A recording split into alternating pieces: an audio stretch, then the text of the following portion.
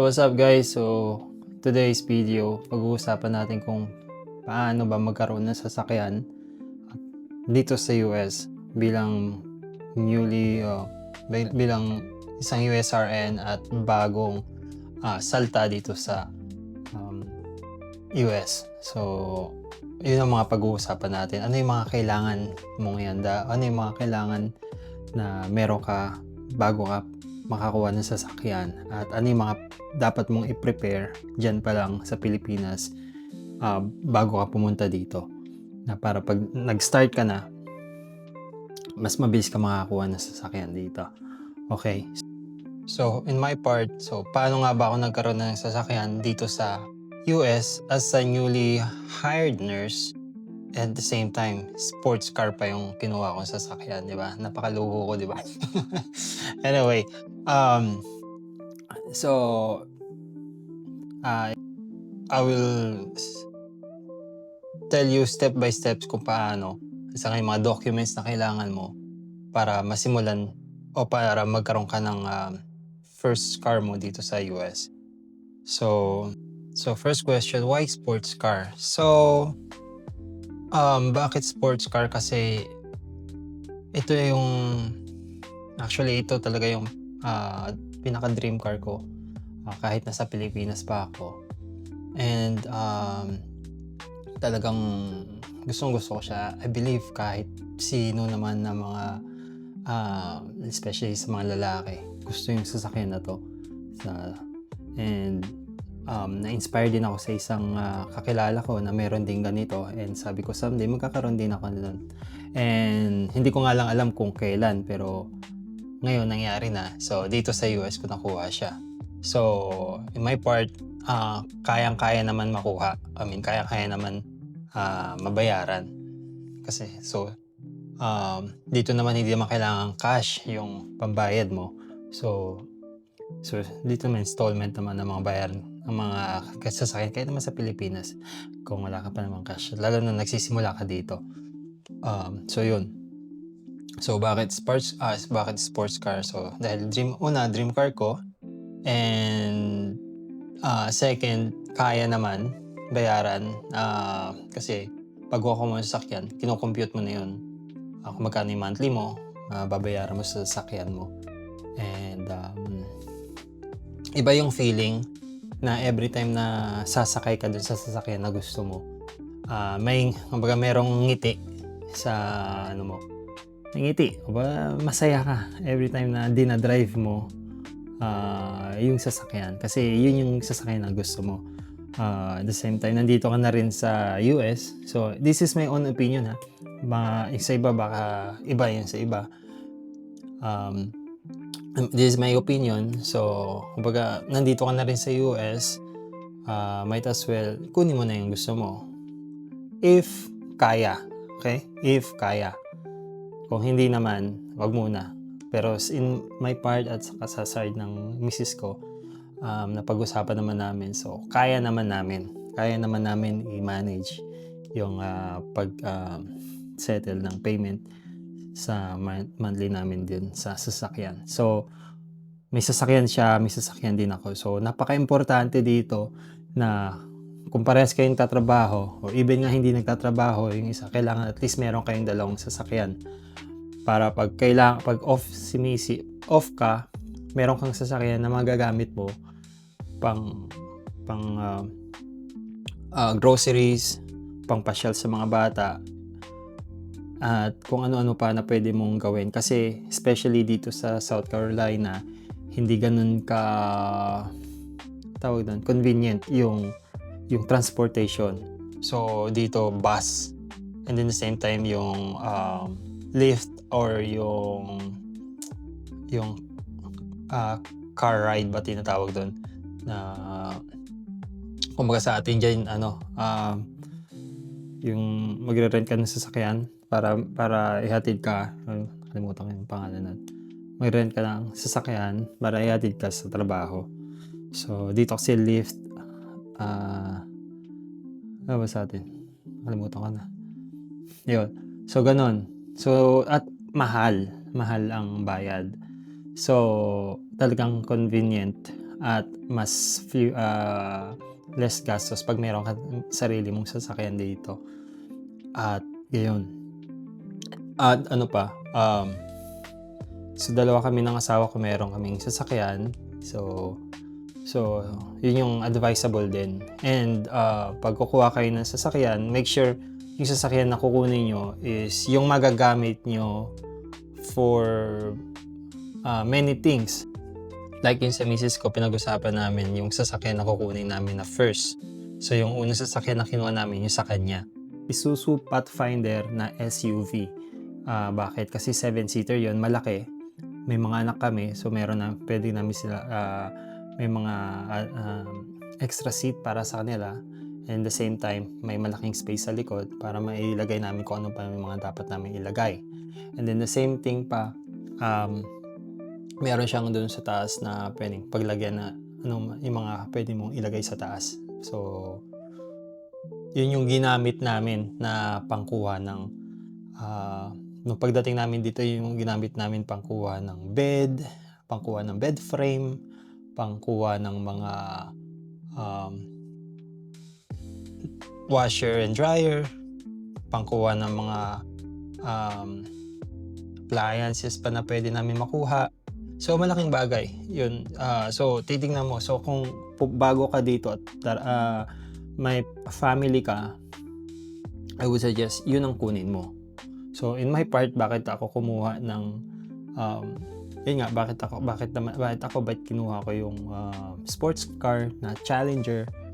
Kasi dahil hindi naman ako kukuha na ng SUV kasi meron na kami. Hindi naman ako kukuha ng truck kasi ano pa yung sense na meron na kami SUV at tapos ako may truck.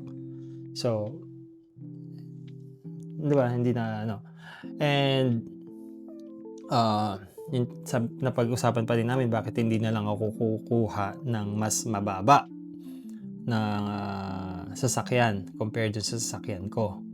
So, pwede naman, di ba? Pwede naman. So, again, ang sabi ko, depende sa budget nyo. Depende sa magiging budget nyo. Kasi, most of the Filipinos na USRN na pupunta dito, isa lang ang nagtatrabaho. So, yung asawa, yung tatrabaho yung isa, after na lang kung maghahanap pa siya ng trabaho dito. So I mind you, pagdating mo dito at bago pa lang kayo, talagang medyo mahirap talaga, lalo kung isa lang ang nagtatrabaho. So talagang ihanda niyo yung budget niyo. Pero dahil sa part namin ng misis ko, kaming dalawa naman nagtatrabaho, so medyo nakaka-adjust kami. So kaya na-come up ako sa decision na kunin ko yung sasakyan na sports car kasi kaya naman na namin yung budget. So yun yung consider nyo once na kukuha kayo ng sasakyan. Okay? Kung malaking family kayo, SUV ang kunin nyo. Okay, kung mag-isa ka lang na pupunta dito, okay na yung sedan or kung ano man yung sasakyan na gusto mo na sa tingin mo kaya naman bayaran.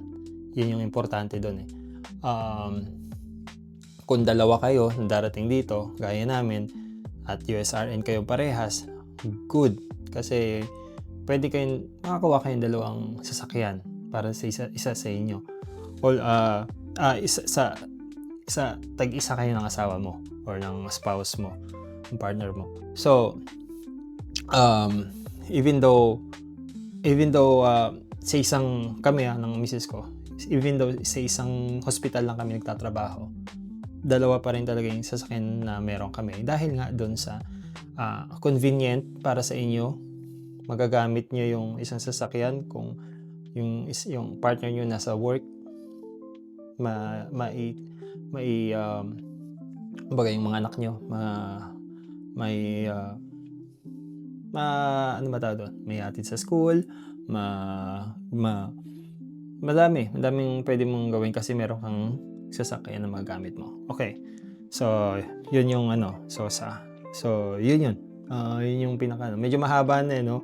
Yung tanong lang dun, bakit sports car? So, yung una kong sagot sa ano, sa first part. Tapos yung mga sumunod na lang doon sa mga added info, sinama ko na yung sa misis ko para may idea na rin kaya kung ano yun, kung bakit SUV yung isang kinuha din namin. Okay, ito na. So, things you need before you can buy a car here in the US.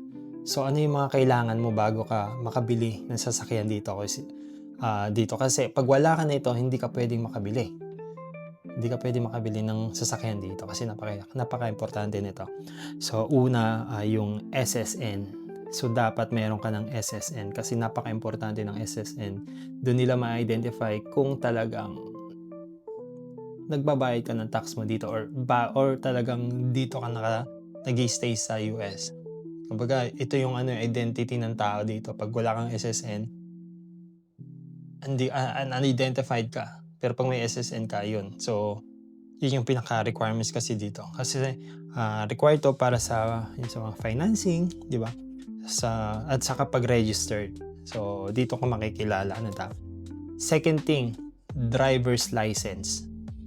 Pag wala kang driver's license, mind you, wala talaga. Hindi ka talaga pwedeng makakuha ng sasakyan. Kahit naman sa Pilipinas, wala kang driver's license, hindi ka pwedeng makakuha ng sasakyan. And most of the time, yung driver's license, yun yung hinihingi nilang identification card. Kahit saang process dito, yun yung hinihingi nilang identification mo na dapat meron kang driver's license. Kumbaga nandun na lahat eh. Now, kung meron ka ng driver's license sa Pilipinas, I advise you na kumuha ka ng international license. AAP, ang pangalan nun eh, AAP. Sa akin, dahil matagal na ako nagda-drive sa Pilipinas at parang narinig ko, hindi ko alam kung kanino ko narinig. Basta parang nakapanood ako ng video na pwede yung international license na yun.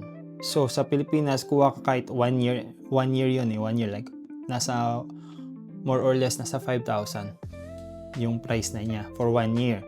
Ngayon, dahil meron ka nun, ang gagawin, dahil meron ka nun, pwede ka makapag-drive dito sa US. Dito sa South Carolina, pwede ka makapag-drive. Even basta sa US, pwede ka, ina-acknowledge nila yon. At kung makikita mo yung folder yung card na yon, meron yung mga bansa na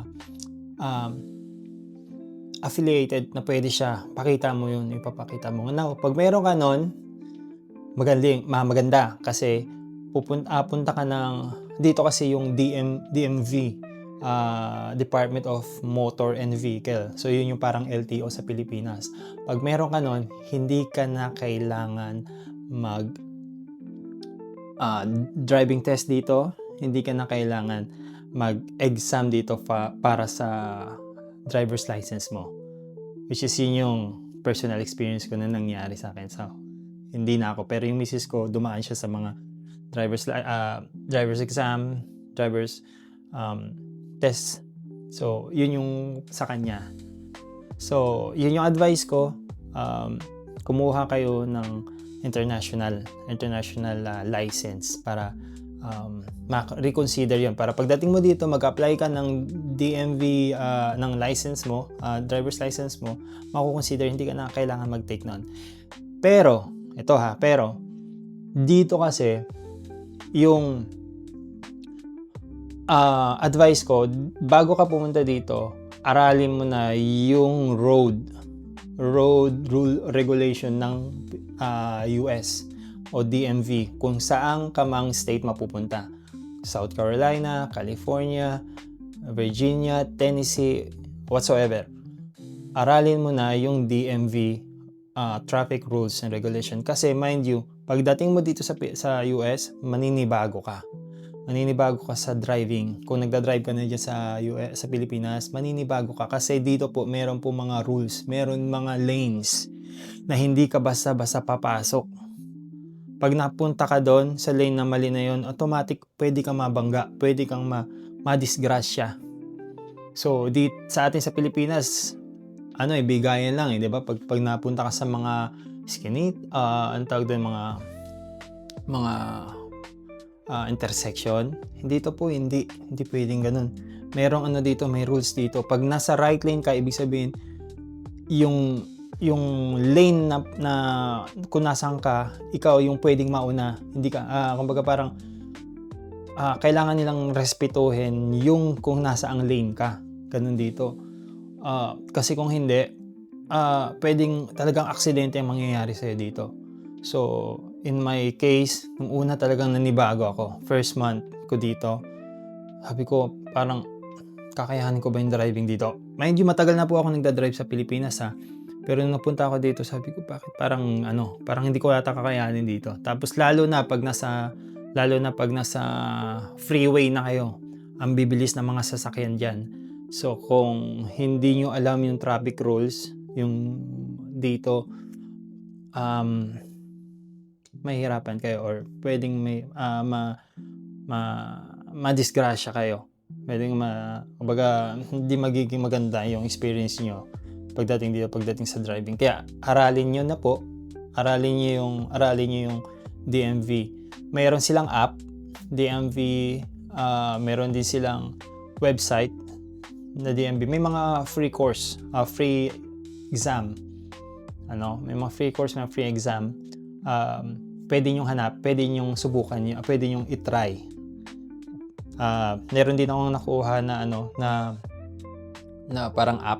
Sa app lang na parang parang lecture lecture and then may exam para malaman mo yung paano. May visual din siya, matutulungan ka nun ako kasi visual learner ako, so pag nakikita ko mas nare-retain sa akin, pero pag binabasa ko lang parang nahihirapan ako i-imagine yung scenario.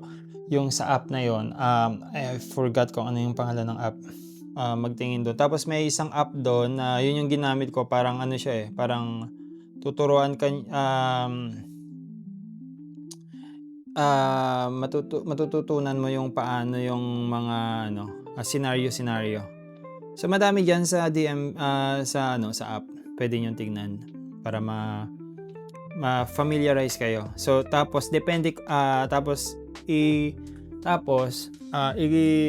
select nyo kung saang state kayo mapupunta kasi iba-ibang state may mga iba-ibang rules din. Okay, third, proof of income. So, syempre dahil bagong hired nurse ka na, wala ka pang proof of income, 'di ba? Syempre bago ka pa lang Pero kung meron ka na, maganda. So, kailangan nila ng iyong recent pay stub. So, pwede mong hingin yun sa agency mo or sa company mo na pinapasukan. Okay? Or di kaya yung kontrata mo as a nurse. Kasi sa agency, may kontrata kayo Ako po kasi, hindi po ako agency. So, direct hire po ako. Yung wife ko yung agency. And then, so nung napunta na dito, ako nag-process na lang ako ng mga papers ko.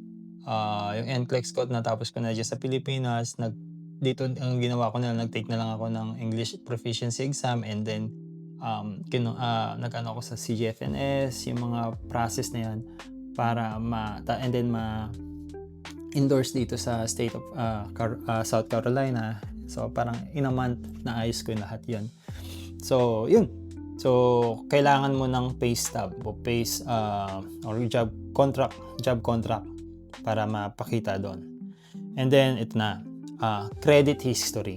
So in my part, wala akong credit history. Bago lang ako dito sa Pilipinas. Bago lang ako dito sa US.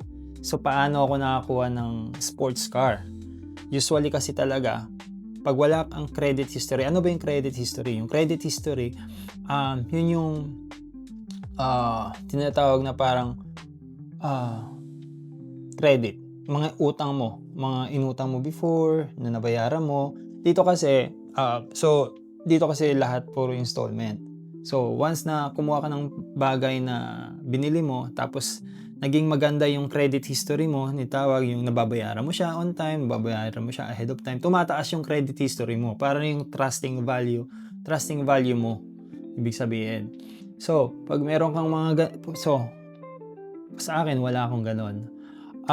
Dito kasi sa US, meron namang sa side ng wife ko, meron sa agency nila merong, pangalan nung, may isang parang connected sa agency nila na meron na nagbibigay ng,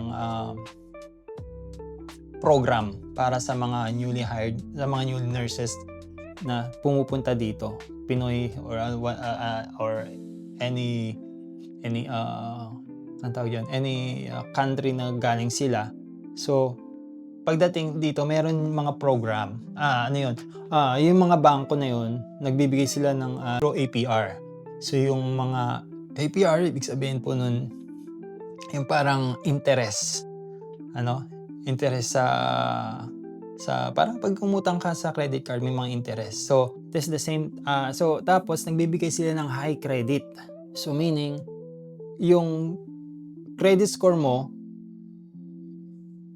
so meaning kahit wala ka pang credit history, sila na yung ha-handle nun. Kasi dahil trusted ka nila as a nurse, meaning dahil USRN ka, dahil nurse ka, yung trust nila sa'yo mataas. Alam nila na mababayaran mo to. Alam nila na hindi ka papalya. Ibig ko sabihin, kumbaga yung trust ng bangko na to, ng Advantial yun eh. Advantial yung pangalan niya. So, sila na yung bahala. So, tapos meron lang silang range, like, kung magkano yung amount ng sasakyan na kukunin mo, like 30 or 40. 30K hanggang 40K lang dapat. May ganun sila, depende sa iyo. Depende sa ano nila. Pero sa akin, ang binigay nila nasa until 40. Sa wife ko din until 40K. 40,000. So, within that range ng budget, yun yung ano namin. Yun yung tawag yan, yun yung ibinigay sa amin. So, which is, kaya ako nakakuha ng sasakyan na ganon, na sports car, and then yung asawa ko nakakuha agad din ng SUV, diba? So, kahit bago kami newly hired nurse, because of those program ng Advantial, and then yung iba pang, and I'm not sure sa iba po, hindi ko alam kung meron din yung iba, pero yun yung sa experience namin na kaya po kami nakakuha ng sasakyan because of those programs for newly USRN na nakakarating dito sa US. So yun yung isang good thing doon. So tanungin nyo yung agency nyo kung meron mang kung may mga ganun ding program, pero I believe may mga ganung program yan. So, down payment. In our part, wala na po kaming down payment na binigay. Kasi, yung iba may down payment, I believe. Pero sa amin, wala na po kaming down payment na binigay. Kasi, nandun na lahat sa yung bangko ng kumbaga binayaran na ng bangko yun ng buo eh. And then, car insurance. So, napaka-importante nito. Sa Pilipinas, pwede ka mag-drive kahit walang car insurance, di ba? So, hindi siya ganun ka mandatory. Dito po kasi mandatory yan. Kailangan meron kang car insurance sa kada sasakyan na kukunin mo. So, car insurance. So, the more expensive ang sasakyan mo, the more na mas mataas ang car insurance mo.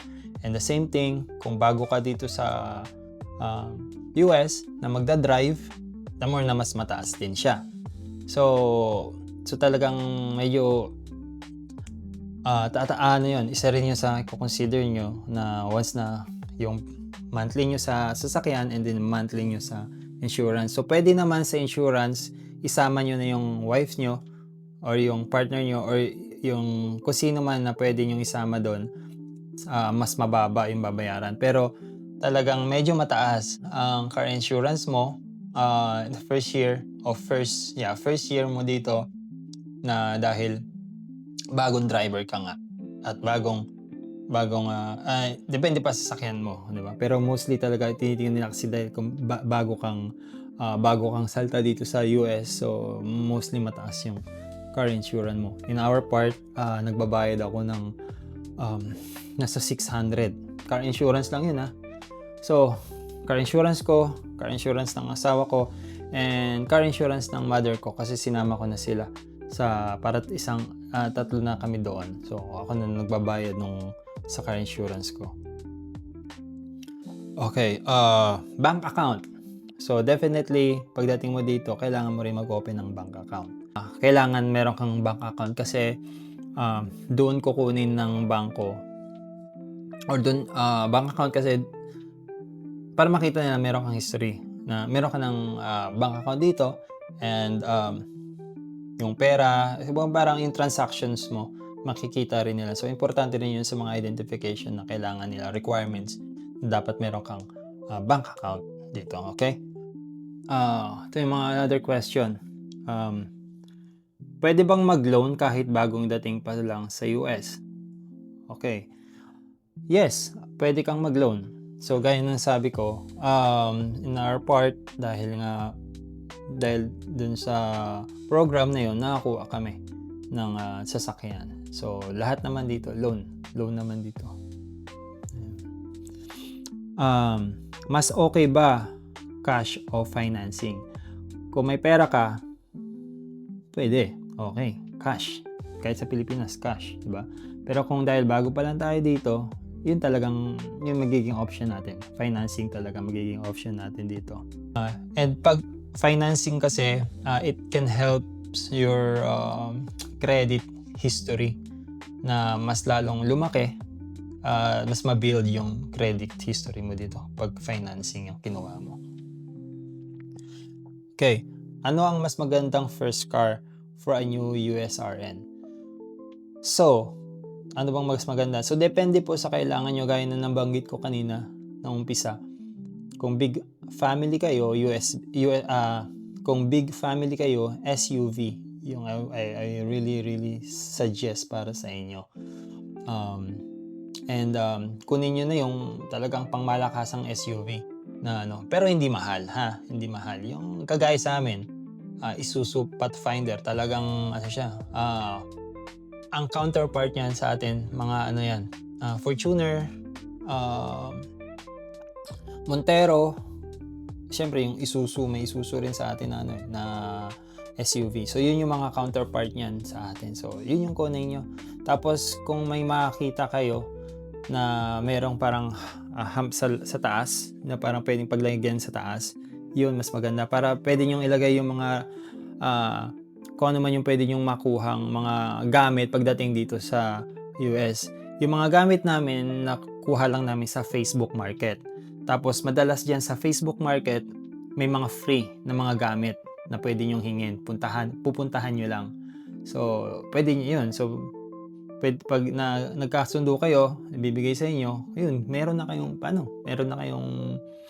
pwedeng ilagay sa taas ng sasakyan nyo na SUV or sa loob ng SUV. Bili lang kayo ng rope para itali ng maigi. Kasi, dadaan kayo ng mga freeway or ng mga mga bibilis na daanan kasi yun yung mga mabilis, yun yung talagang mga daanan dito. So, para hindi siya para ma-tighten nyo, ma-secure nyo yung mga gamit na bibili nyo kung hindi siya kasya sa loob ng SUV. So, yung SUV na yun, yung SUV, maganda kasi may nafo-folded siya. Nafo-fold yung loob niya. Yung sa amin I believe yung sa ibang SUV din. So, kaya kasya yung buong isang kama. Kasya yung isang buong kamang kasya yung isang buong kamang queen or king. Pero yun yung suggestion ko sa inyo. Kung mag-isa ka nga naman, yun, Toyota Vios, Toyota RAV4, yun yung madalas na nakikita ko. At ito pa, kung mapupunta ka sa snowy part na state, kunin mo yung sasakyan na merong all-wheel drive. Dahil mahirapan yung sasakyan mo pag front wheel or rear wheel lang yung ano ng sasakyan mo. Dudulas yun. Pero pag four wheel kasi halos lahat sila na mas namamaniobra mo yun. So yung SUV namin is a four wheel drive. Yung sasakyan ko na sports car, four wheel drive din siya. Tips yan na pag kukuha ka ng sasakyan, dapat four wheel drive kung sa snowy part ka mapupunta. Pero kung mapupunta ka ng California, yung mga mainit na lugar, so hindi naman siya nagbabari kung sa mga mainit na lugar ka mapupunta. Kung kung mapunta ka na sa snowy part, kunin mo yung four-wheel drive. Tips before buying, unang-una budget. Tignan mo yung budget nyo, tignan nyo kung kaya doon sa sasakyan na gusto nyong kunin. Okay? Saan ka pwedeng makabili ng sasakyan? Doon sa mga trusted.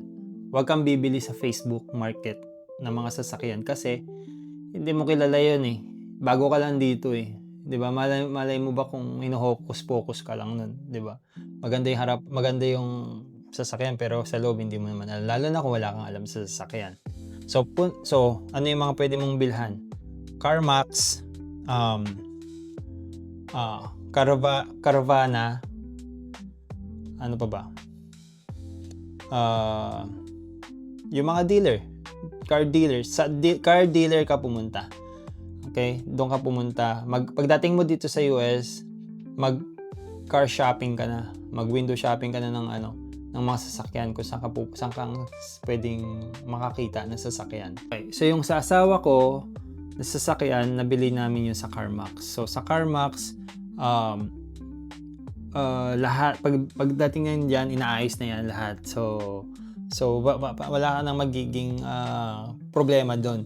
Kumbaga, yung engine, yung tires and everything, lahat aayusin na ni CarMax yun. Aayusin na nung company na yun.